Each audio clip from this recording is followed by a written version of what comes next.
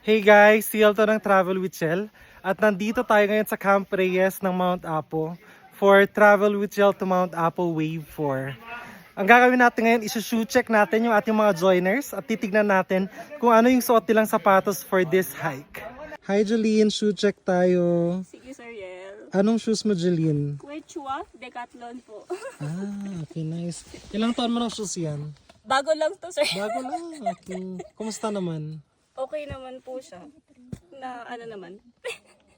Na nakaka-survive naman. Nakasurvive naman. Carry naman siguro hanggang summit. Ayan, kain. Okay, thanks Jeline. Thank you po. Hi Jude, hi Mel. Shoe check tayo. Anong shoes mo, Jude?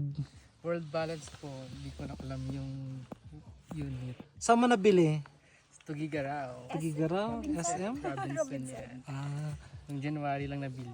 Mel, ikaw, anong shoes mo, Mel? Columbia po. Patingin. 2023. Nice. Saan mo unang hinike yan? Sa Mount Pulag agad. Travel with Shell ba? Hindi. Ay, wag na din. Charot. Ikat na natin. Okay. Ay, bumawi. Thank you, Jude and Mel. Hi, Derek. So, anong suot mong shoes for Mount Apo hike? Bali, Decathlon, Kalenji.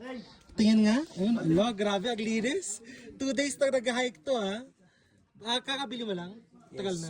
One week old. 1 week old. Tapos first hike niya to. Yes. Dito mo break in. Nice. Thanks, Derek.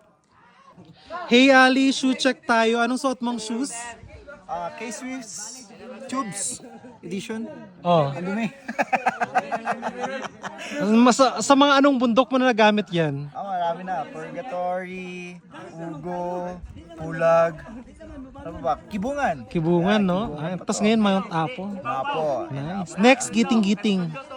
Hopefully. Hi, Ma'am Edith. Shoe check tayo. Anong shoes mo? Decathlon. Ay, alam mo ba kung anong model yan? I don't know. Bago lang. Bago lang. Nice. Ayun, no? Gamit ko sa Bacon Trio. Okay, and then ano pang And then bundok? ngayon. Nice. Patingin nga ulit. Ayun, no? Perfect. Ang dami naka-decathlon ngayon, ha? Yes. Ayun. Thank you, Ma'am Edith. Thank you, Sir Yel. Come join us. Hi, Glenn. Shoe check tayo. Hello. Anong suot mong shoes? Merrell Aqua Trek Shoes. Nice. Ayan. Ilang taon mo ng shoes yan? Bago lang, amuyaw lang nagamit sir. And kumusta naman so far yung performance? Parang wala kang suot. Magaan. Cool. Thank you, Glenn. Hi, SP. Shoe check tayo.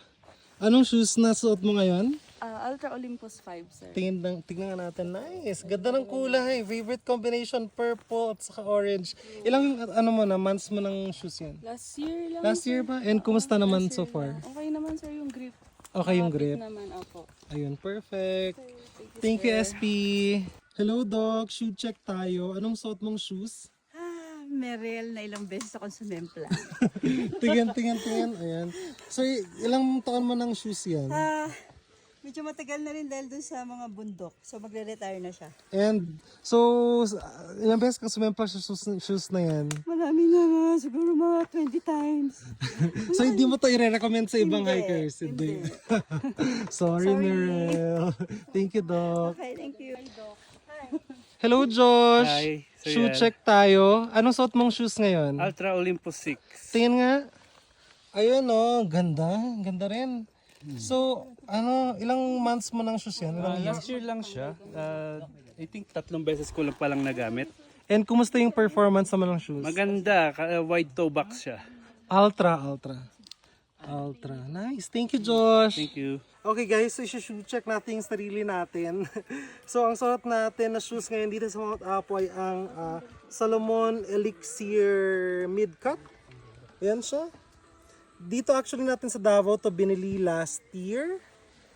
And so far okay naman siya. Pinaka-favorite ko siya na trekking shoes lalo na kapag mahaba yung trek, multi-day trek. The only thing is parang ang laki niya sa paa. Ayun. So, yun lang. Pero okay siya.